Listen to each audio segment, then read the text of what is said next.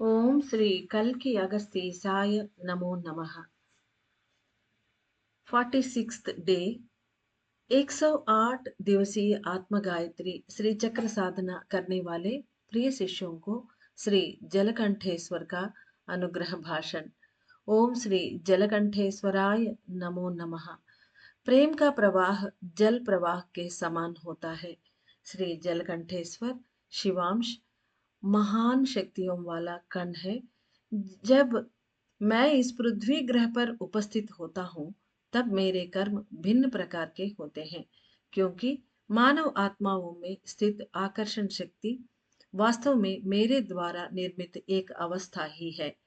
मैं सभी पारद कणों में मिलकर कार्य करता हूँ। जल अर्थात पानी पारद में एक प्रकार की द्रव शक्ति के रूप में विद्यमान रहता है। पारद में थोड़ा पिघलने और थोड़ा घनीभूत बनने का स्वभाव होता है। मेरे शक्तियां उनमें मिलकर स्थित रहना ही इसका मूल कारण है। यानी जलकंठेश्वर महादेव पारे के अंदर वो रहते हैं, तब भी वो थोड़ा पिघला हुआ और थोड़ा घन यानी सॉलिड स्टेट में रहती है। वैसे तो पारद सॉलिड स्टेट में रहती है, लेकिन उसका लिक्विड बनने का मूल कारण है जलकंठेश्वर महादेव। किसी भी तरह के गति हो, जल की उपस्थिति से वह सही ढंग से पूर्ण होती है। सूखे हुए रेगिस्तान क्षेत्रों में भी एक गति रहती है, मगर वह बहुत कम होता है। इसका कारण है जल की वहाँ मौजूदगी बहुत कम होता है, इसलिए यही वो महादेव समझा रहे हैं हमें। इस ब्रह्मांड में कई ईश्वर कण व्याप्त होकर काम करते रहते हैं। मैं जलकंठेश्वर सभी पारे के कणों में मिलकर काम करता रहता हूँ। मुझे प्रत्येक रूप से कोई एक काम नहीं होती, यानी इनको अलॉटेड ऐसा कोई काम नहीं है अलग से ये करे। जैसे सोमस्कंद मूर्ति, वायुलिंगेश्वर इन लोगों को होता है, वैसे इनका अलग से एक काम नहीं है। ये सभी कणों के अंदर उपस्थित रहते हैं और वो अपना काम करते हैं, यही इनका काम है। सभी पारे के कणों में घुलने की तत्व मेरा है। भले ही मैं मानवों के सिर में प्रत्येक कण बनकर रहता हूँ, लेकिन सिर में उपस्थित सभी आत्मा गर्भ बीज कणों में भी पिघलकर घुलकर कार्य करता हूँ। घनीभूत अर्थात सॉलिड अवस्था में स्थित पारद कणों को पिघली हुई अवस्था में रखना ही मेरा कार्य है। यानी हमारे अंदर आत्मा के कण वो है एकदम सॉलिड नहीं रहते, अंदर नरमी होती है उसके अंदर। उसका कारण ये जलकंठेश्वर महादेव उनके अंदर हमेशा रहते हैं और काम करते रहते हैं। वरना वो पूरा सॉलिड बन जाएंगे तो शक्तियां प्रदान नहीं कर सकते। एक पत्थर अगर बन जाए, वो पारद के कण यानी आत्मा के गर्भ बीज अगर ऐसा बन जाए तो उसके अंदर से शक्तियां और कांति बाहर नहीं निकलती। इसी की वजह से ये इनका काम है। इसी कारण ही सभी आत्मकण अपनी शक्तियां जीवाणु को प्रदान कर पा रहे हैं। यानी ये उनको द्रवीभूत थोड़ा नरम सॉफ्ट बना देते हैं और द्रव अवस्था में लाते हैं पारे के कणों को। तभी उनके अंदर से शक्तियां बाहर निकलते हैं और वो शक्तियां वो आत्मकण जीवाणु को यानी प्राणों को देते रहते हैं, जो हमेशा हमारे शरीर में चलता रहता है। यदि किसी मनुष्य की आत्मा में जलकंठेश्वर खंड का स्थान नहीं है तो वह आत्मा गति नहीं कर सकती और प्राणों को अर्थात जीवाणु को शक्तियां प्रदान भी नहीं कर सकती। प्रत्येक रूप से कार्य करके शक्तियों को प्रदान करना मेरा स्वभाव नहीं है।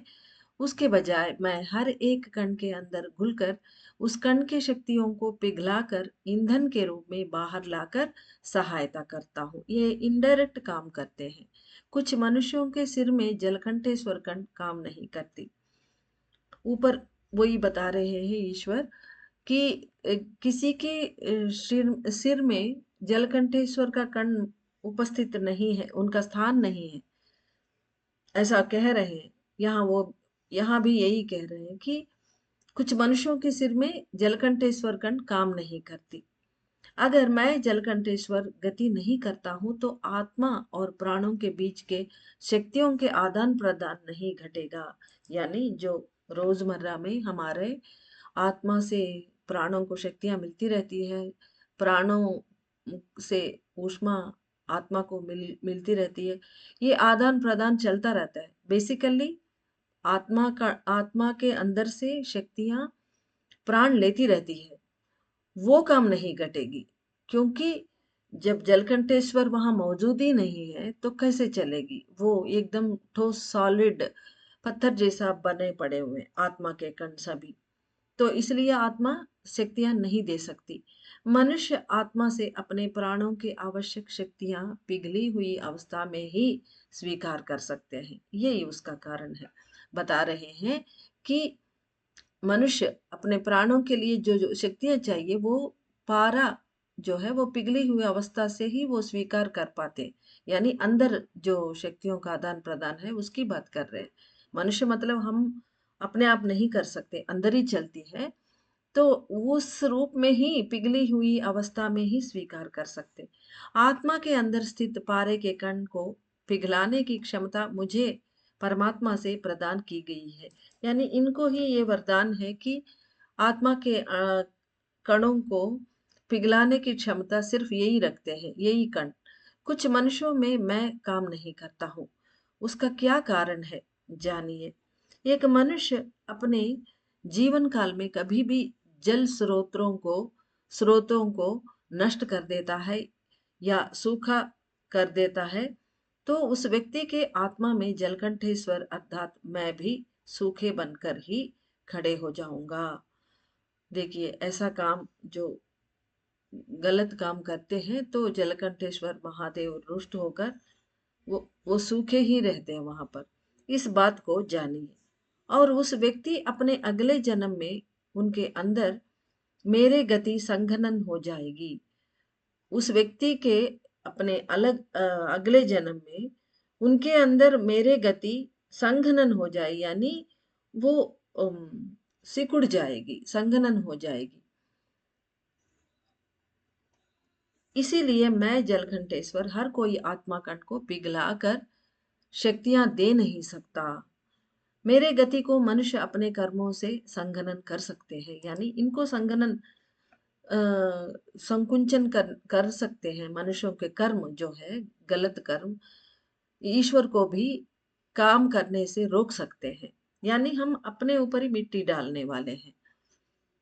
कुछ मनुष्य पिघला हुआ पारे को जमाकर, यानी इसको ठोस बनाकर रसमणी जैसा, गोलक जैसा बनाते। ये गोलक एक शब्द मैंने लिया तो है गूगल से, लेकिन ये करेक्ट है ये नहीं पता, क्योंकि ये आल्केमी का वर्ड है। और हिंदी में अल्केमिकल नाम इसको क्या कहते हैं मुझे नहीं पता, इसलिए मैंने गुलिका बोलते। संस्कृत और संस्कृत में कहते हैं, मुझे नहीं पता। गुलिका यानी तेलुगु और तमिल में गुलिका कहते हैं, और हिंदी में ये गोलक दिखा रही थी। यानी गोल आकार का, अंदर थोड़ा शालो ऐसा वाला कुछ है। ये ये पारे जब जमती है और उसके अंदर कुछ अल्केमिकल रसवाद करते हैं, रसवाद प्रक्रिया, तब ये बनती है। इससे बहुत अद्भुत शक्तियां जो बनाने वाले को प्रदान होता है, मिलता है, तो इसलिए बनाते हैं। और रसमणी तो बहुत अद्भुत शक्तिशाली होती है। जब पारे को एक केमिकल रिएक्शन से, यानी रसवाद से बनाते हैं, तो ये रसमणी और गोलक है। कुछ मनुष्य पिघला हुआ पारे को जमाकर रसमणी जैसा, गोलक जैसा बनाते हैं, और उन्हें बुरे काम के लिए, जो आवश्यक सामान आकर्षित करने के लिए भी उपयोग करते हैं। यानी बुरे काम करने के लिए कुछ चीजें उनको चाहिए होती है, यानी गलत काम, जैसे क्षुद्र विद्या कह लीजिए या कुछ और, हमें नहीं पता। वो वैसे कामों में उनको जो चीजें चाहिए होती, वो सब लाने के लिए, आकर्षित करने के लिए, ये जो रसमणी और ये गोलक जो है, ये काम आता है इनको। उसके लिए ये उपयोग करते हैं। बुरे काम के लिए जो आवश्यक सामान चाहिए, उसे आकर्षित करने के लिए भी उपयोग करते हैं। ऐसे बुरे काम करने वालों के अगले जन्म में उनके अंदर श्री जलकंठेश्वर कण जमी हुई होती है। देखिए कितना गलत हो जाएगा उनके साथ। कुछ मनुष्य पिघला हुआ पारे को जमा कर रसमणी जैसा गोलक जैसा बनाते हैं। अच्छा, रिपीट हो गई है। उनके अंदर जलकंठेश्वर कण जमी हुई स्थित होती है। उस तरह जब जलकंठेश्वर कण घनीभूत होती तो अन्य आत्मा के कण भी पिघल नहीं सकते। यानी जब जलकंठेश्वर महादेव हर कण के अंदर जाकर उनको नमी और द्रवीभूत करते हैं, जब वो ही नहीं है, उपस्थित नहीं है, अन्य कण वैसे ठोस ही रह जाते हैं और इनके कोई काम के नहीं है। यह जो व्यक्ति है, इनके कोई काम के नहीं होते। उस तरह जब जलकंठेश्वर कण घनीभूत होती तो अन्य आत्मा के कण भी पिघल नहीं सकते। जलकंठेश्वर महादेव वहां पर रहते हैं लेकिन घनीभूत अवस्था में, सॉलिड अवस्था में रहते हैं, इसलिए बाकी कण पिघल नहीं सकते। तब आत्मा और प्राणों के बीच के शक्तियों की अदला बदली नहीं होगी, आदान प्रदान नहीं होगी। जब उस इंसान की ब्रेन सक्रिय नहीं होती है, तब उस इंसान की ब्रेन सक्रिय नहीं होती और वह मानसिक विकलांग बनकर रह जाएगा। एक मनुष्य के ब्रेन की विकास नहीं होने के अन्य कारण भी होते हैं। यानी मनुष्य का सिर्फ यही कारण नहीं है वो मानसिक रूप से विकलांग बने, बुद्धिहीन बने। अन्य और कर्म भी होते हैं उनका। कई कर्म मनुष्य करते हैं, उनमें से एक कर्म ये भी है, वही बता रहे हैं। मगर श्री जलकंठेश्वर नाम के आत्माकंड कार्य नहीं करना भी उस स्थिति का एक कारण है। उस इंसान के अंदर जलकंठेश्वर आत्मकंड काम नहीं करना भी, वो स्थिति, ऐसा दशा भी एक कारण है वो मानसिक विकलांग बनने के लिए। मनुष्य जो भी कार्य करेगा वह दूसरों के भलाई करने वाला होना चाहिए। 108 दिनों के आत्म गायत्री श्री चक्र ध्यान साधना करने वाले सभी इस बात को जानना होगा कि मैं किस समय किस तरह का काम करता हूँ। सभी आत्मकंड पूरी तरह पिघलने के लिए शक्तियां हमेशा बरसाता ही रहता हूँ। मेरे कण मानव सिर में बंधी नहीं हो सकती है, लेकिन यानी ये सोल पार्टिकल जो है, जलकंठेश्वर कण, ये ट्रैप नहीं हो सकती, बंदी नहीं बन सकती। लेकिन इस समय देवियों का संघनन हो रहा है, इसी कारण से मैं भी आपके सिर में पिघल कर मिलकर काम कर रहा हूँ। इस समय मेरे कार्य पूरी तरह परिवर्तित हो जाएगी। मैं भी काम कर रहा हूँ, इसलिए बता रहे हैं कि पहले ये कणों के अंदर काम करते थे, अब ये भी पिघल कर पूरी तरह मिलकर काम करेंगे, क्योंकि अभी टाइम बदल गया है, चीजें बदल गई हैं, इसलिए श्री चक्र साधना में बहुत कुछ बदल रहा है। इस समय मेरे कार्य पूरी तरह परिवर्तित हो जाएगी। पिघल कर अंदर घुल जाने की प्रयास करने वाले हर एक शिवांश जो पारे का कण है, उसे पूर्ण रूप से पिघलने नहीं दूंगा। जो थोड़ा सा द्रवीभूत वो करेंगे, पूरा पूर्ण रूप से उनको पिघलने नहीं देंगे शुरू से। अब ये ऐसा करेंगे तो रोज जो हो रही है वो काम से अलग होगा ये, क्योंकि हर एक पारे के कण, आत्मकण शिव से बाहर निकल रहे हैं, प्रकट हो रहे हैं हर रोज। जो माता ये अंदर संघनन हो रहे हैं, उन शक्तियों के ऊष्मा से ये पिघल कर पूरी तरह बाहर आकर पूरे शक्तियां रक्त में मिला रहे हैं। वो खुद स्वयं घुल रहे हैं रक्त में, हर एक पारे के कण। लेकिन अब ये जलकंठेश्वर महादेव बोल रहे हैं कि मैं उन पारे के कणों के अंदर जाकर मैं पूरी तरह से उनको पिघलने नहीं दूंगा, ये रोकेंगे। इस तरह शक्तियों को बचाता हूँ, यानी आत्मा के शक्तियों को इस तरह ये सेव करेंगे। पिघलते हुए कणों के केंद्र गर्भ बीज को, यानी न्यूक्लियस को जमने की स्वभाव वाला बना दूंगा, यानी उसको द्रवीभूत नहीं होने देंगे पूरी तरह। ये सॉलिड स्टेट में आने के ऐसा तत्व वाला ये बना देंगे। करुणा द्वार खुलने के लिए महान कार्यों को करने वाले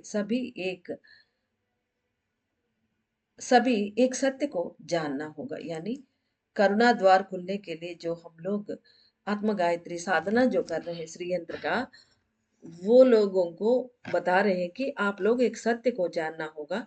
मेरे कण की पिघली हुई शक्तियां तुम्हारे सिर में स्थित रक्त में मिल नहीं सकती।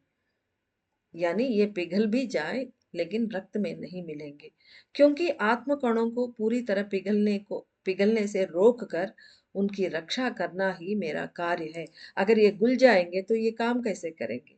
अंदर ही अंदर काम करना पड़ेगा। बाहर का जो अन्य कणों का काम वो नहीं कर पाएंगे सिर के अंदर।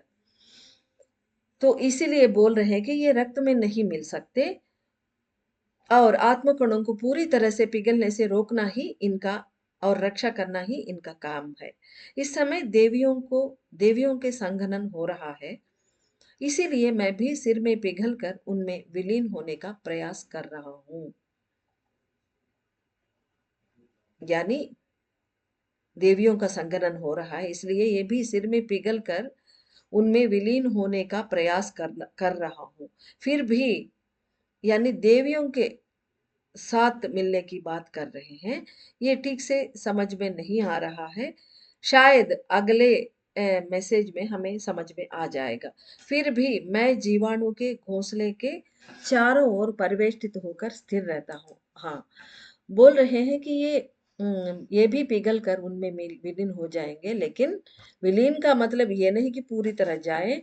ये फिर हर जगह ये क्लॉज रख रहे हैं, मतलब पिघलाएंगे लेकिन पूरी तरह नहीं। वो खुद पिघलेंगे लेकिन रक्त में नहीं मिलेंगे। और शक्तियों देवियों का संगनन हो रहा है, इसलिए वो भी उनके साथ मिलेंगे। लेकिन यहाँ फिर से लेकिन है, मैं जीवाणु के घोंसले के चारों ओर यानी सर्किल, वो पूरी तरह चारों ओर ये परिवेष्टित होकर वहां खड़े होकर वहां स्थिर रहेंगे। यानी ये जलकंठेश्वर महादेव वहां रहेंगे घोंसला के चारों ओर। पिघलते हुए प्रत्येक आत्मगर्भ बीज पर मैं गहराई से ध्यान देता हूँ, यानी इनका देख रेख करेंगे ताकि वह पूर्णतः पिघल ना जाए और उसका मूल बीज सुरक्षित रहे। यानी मूल बीज में ही सब कुछ है, आत्मा का शक्तियां, तो वो उसी को रक्षा करेंगे। ये पूरी तरह वो पिघल जाए तो पूरा शक्तियां सेव नहीं होंगी। इस समय श्री चक्र ध्यान साधना करने वाले सभी साधक अपने सिर में मेरे परिवर्तित कार्यों का अनुभव कर सकते हैं। जो लोग इसे महसूस कर सकते हैं वो कर पाते हैं, ऐसा वो कह रहे हैं। जीवाणु सभी गतियों के लिए जरूरी शक्तियों को बिना झिझक प्रदान करती है।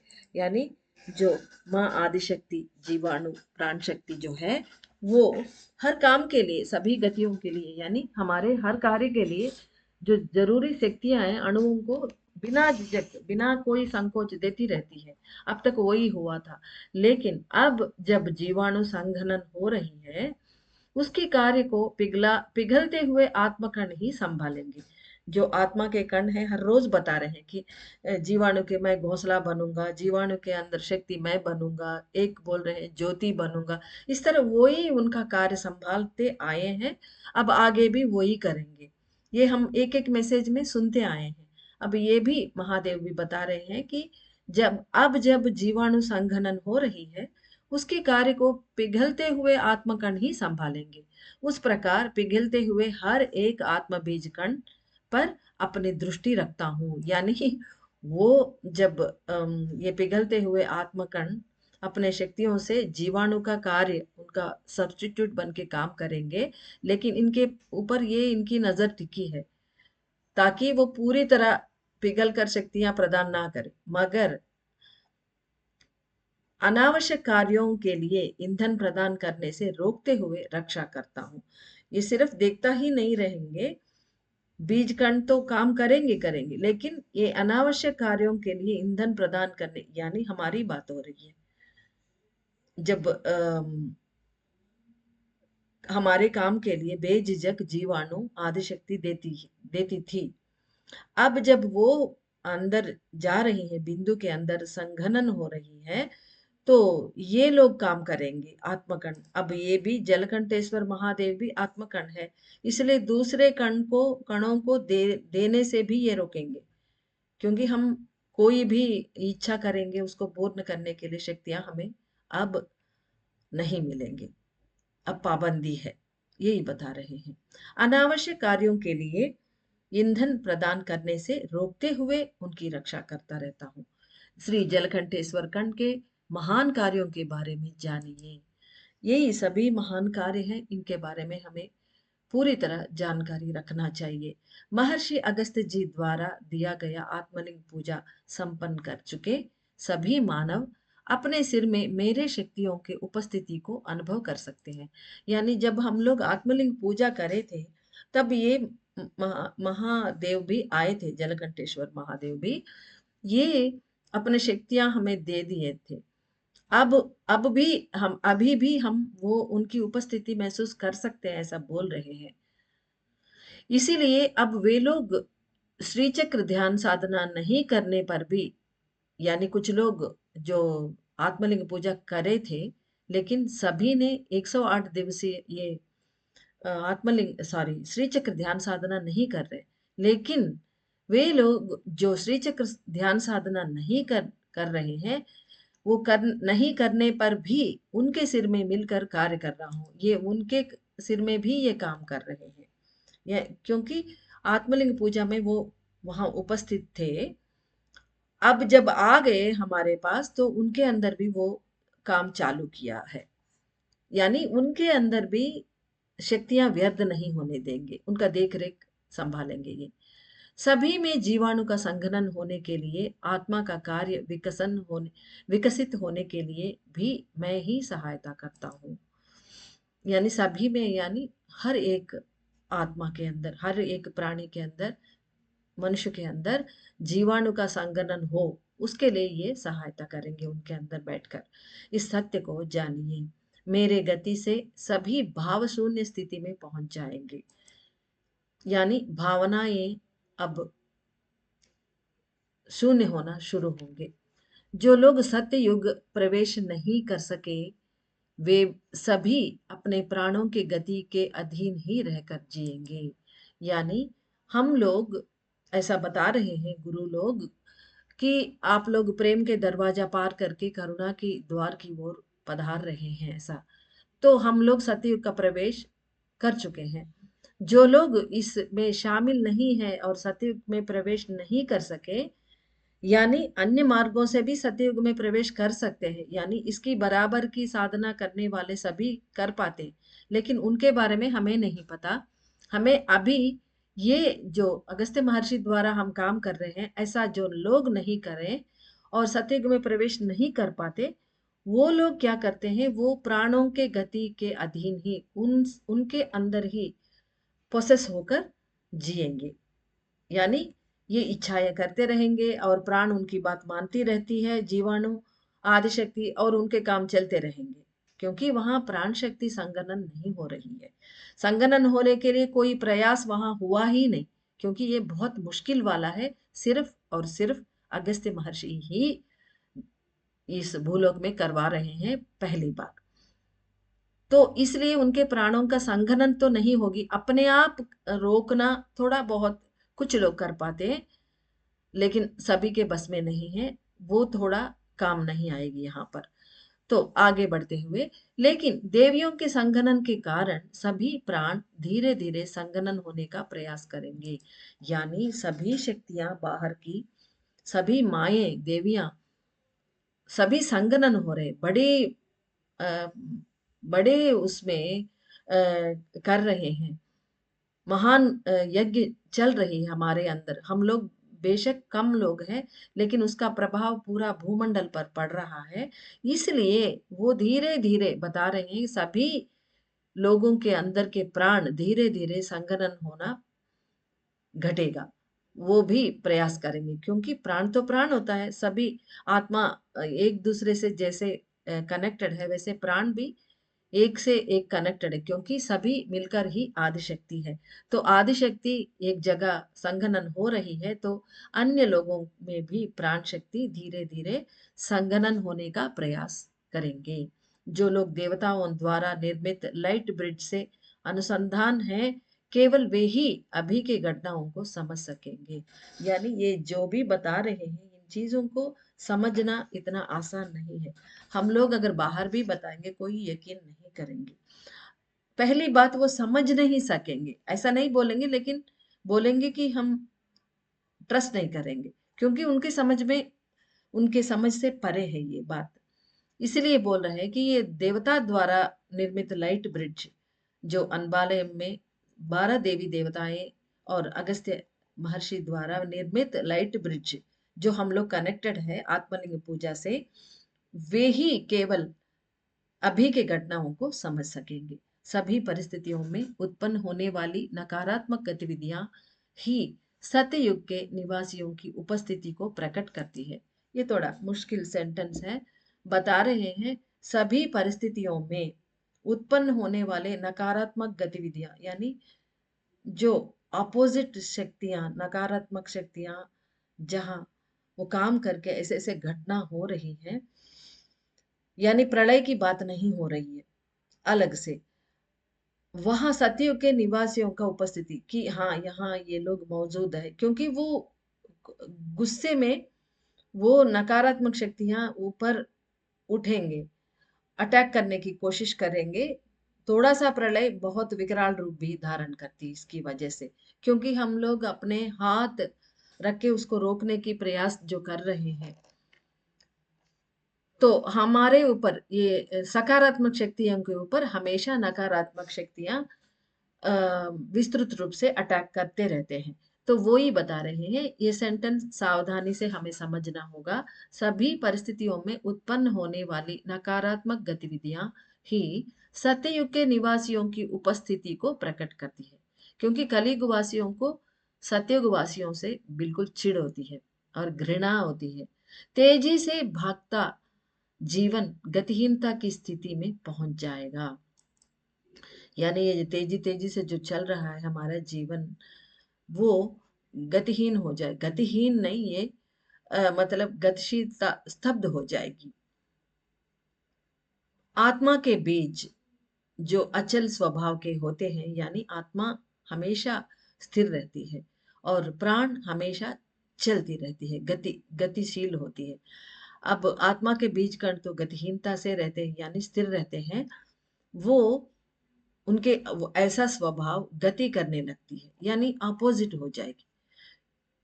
प्राण शक्ति चुपचाप एक जगह अंदर चली जा रही है, इसलिए गतिहीन हमारी तेजी जीवन हो जाएगी। और आत्मकण जो बाहर विकसित होकर बाहर आ रहे हैं, वो गति करने लगेंगे। सभी अवधारणाएं भावशून्य हो जाएंगी। सिर का संरेखण बदल जाएगा, यानी अंदर का जो स्थिति है हमारे सिर के अंदर, वो बदल जाएगी। रक्त, नाड़ी व्यवस्था इत्यादि में भी परिवर्तन आएंगे, क्योंकि रक्त में कई पारे के कण, आत्मा बीज कण मिल रहे हैं। अब से हर कोई मेरी गतिविधियों को समझ सकेंगे, जो पिघल कर अंदर मिल जाने वाले हर एक आत्माणु निर्णायक रूप से कार्य करते हुए दिख पड़ेंगे। जो आत्मा गर्भस्थ बीज कण नरम और आर्द्रता युक्त है, वे प्रेम नामक पारे शक्तियां ही प्रदान करेंगे। यानी ये जो नरम और द्रवीभूत, थोड़ा आर्द्रता से रहते हैं, यानी गीलापन, जिसका आर्द्रता यानी गीलापन, जो अंदर से जो रस है वो आर्द्रता से ही होती है। रस यानी वो पिघला हुआ ही रहती है, वो नरम रहते हैं। ऐसा आत्म गर्भस्थ बीज कण वो प्रेम ही बरसाते रहते हैं, प्रेम नामक पारे शक्तियां ही प्रदान करेंगे। इनका आत्मा का स्वभाव है प्रेम और कुछ नहीं। आत्मा कणों के गति प्रेम को पार करके करुणा नामक शक्ति को व्यक्त करेगी। अब वो पार करेगी, यानी वही नहीं, प्रेम ही नहीं, प्रेम को पार करके करुणा नामक शक्ति को व्यक्त करेगी, यानी चेंजेस बता रहे हैं वो। मेरी गति आपके सिर में चल रही है, इसलिए शक्तियों के आदान प्रदान सही ढंग से होगा। यानी सिर्फ प्रेम ही नहीं बहेगी, अब करुणा भी बहना शुरू करेगी। क्यों ऐसे प्रेम नहीं बहना चाहिए, करुणा आगे आना चाहिए, वो भी बताएंगे वो। जब पारे के कण घनीभूत होंगे, तब करुणा रूपी शक्तियां उद्भूत होंगे। अब हमें समझ में आएगी ये क्यों उसे पूरी तरह पिघलने से रोक रहे हैं। अगर वो पूरी तरह पिघल जाएंगे कि सारे आत्मकण, वो सिर्फ और सिर्फ प्यार ही व्यक्त करेंगे। हमारे अंदर जब मिलेंगे तो हम उनके माध्यम से प्यार ही व्यक्त करेंगे और कुछ नहीं। प्यार में शक्ति नहीं होती। अब ये बता रहे हैं जब पारे के कण घनीभूत होंगे तब करुणा रूपी शक्तियां उद्भूत होंगी, तब ही। यानी जब पारे के कण थोड़ा बहुत घनीभूत रहेंगे तभी करुणा रूपी शक्तियां वहां पर उद्भूत होंगी। सभी आत्मा के कण पूरी तरह से पिघल जाएंगे तो सिर्फ प्रेम रूपी अमृत शक्तियां ही बहेंगे। जो लोग कलयुग के माहौल में जी रहे हैं वे अगर पूर्ण प्रेम ही व्यक्त करेंगे तो अन्य मनुष्यों के द्वारा दिए गए कष्टों का सामना करना पड़ेगा। ये कारण है। इसलिए कहते हैं भगवान जो भी करता है हमारे भले के लिए करता है। वो पूरी तरह पिघल कर हमें आत्मशक्तियां प्रदान नहीं करने देंगे। इसलिए कि अगर हम प्रेम के मूर्त बन जाएंगे, ये यहाँ पर हमारे ही बात हो रही है। अगर हम ऐसा बन जाएंगे सिर्फ प्रेम शक्तियां ही हम बाहर फैलाएंगे तो फायदा उठाएंगे अन्य लोग जो इस हमारे उसमें शामिल नहीं है। वो लोग इसके बारे में समझ नहीं सकेंगे, हमारा सीधेपन का और प्रेम का फायदा उठाएंगे। ये अन्य शब्दों में कह रहे हैं जो लोग कलयुग के माहौल में जी रहे हो, यानी हम लोग, वे अगर पूर्ण प्रेम ही व्यक्त करेंगे तो अन्य मनुष्यों के द्वारा दिए गए कष्टों का सामना करना पड़ेगा। इसीलिए करुणा नामक शक्तियों को प्रदान करने में मैं सहायता प्रदान करूंगा।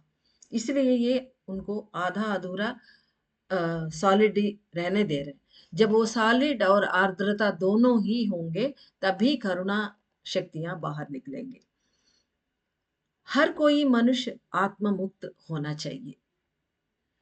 यानी भले ही सभी को आत्म मुक्त होना तो चाहिए ही, लेकिन जो लोग सुपात्र नहीं हैं उन्हें शक्तियां प्रदान करने से शक्तियां ही व्यर्थ हो जाएंगी। यानी जो सुपात्र नहीं है, अब वो शक्तियां मिलेंगे वो दुष्प्रयोग करेंगे उससे, और वो शक्तियां युग परिवर्तन के लिए यूज नहीं करेंगे, समाज के लिए यूज नहीं करेंगे, तो व्यर्थ ही गवाएंगे आत्मशक्तियां। इसलिए मैं पिघलने वाला तत्व से परिवर्तित होकर घनीभूत स्थिति में पहुंचता हूँ। यानी ये बाद में ऐसा स्थिति में भी पहुंच जाएंगे। पहले तो बोला था मैं पिघल जाऊंगा, अंदर मिल जाऊंगा। एक सत्य यह है कि जहां आवश्यकता नहीं है वहां शक्तियां व्यर्थ नहीं होने देना ही मेरा कार्य बन जाएगा। यानी बाद में इनका कार्य, यानी हर कण की तरह देवियों की पूरा 108 दिनों के बाद पूरी तरह वो संगठन हो जाएंगे, तब उनका काम अलग से हो जाएगा सारे कणों का। अब तो पिघल कर अंदर घुल रहे हैं, लेकिन कुछ कण ऐसे हैं कि मिल तो रहे लेकिन पूरी तरह रक्त में नहीं मिल रहे हैं। वैसे में ये भी एक है। ये 108 दिनों के बाद इनका यही मतलब है, पूरी तरह संघनन हो जाएगा, उसके बाद ये ऐसा बन जाएंगे, घनीभूत स्थिति में चले जाएंगे और शक्तियां व्यर्थ नहीं होने देंगे। इसी को करुणा शक्ति समझ सकते हैं। यानी इस तरह की भगवान की ये जो शक्ति प्रदान करने का तरीका है, इसी को करुणा शक्ति हम समझ सकते हैं, समझना चाहिए। क्योंकि करुणा मतलब बेवकूफी से सिर्फ प्यार नहीं देना नहीं होता। करुणा मतलब उनके भला सोचना, जैसे माँ होती है वैसा। श्री जलकंठेश्वर के परिपूर्ण आशीर्वाद।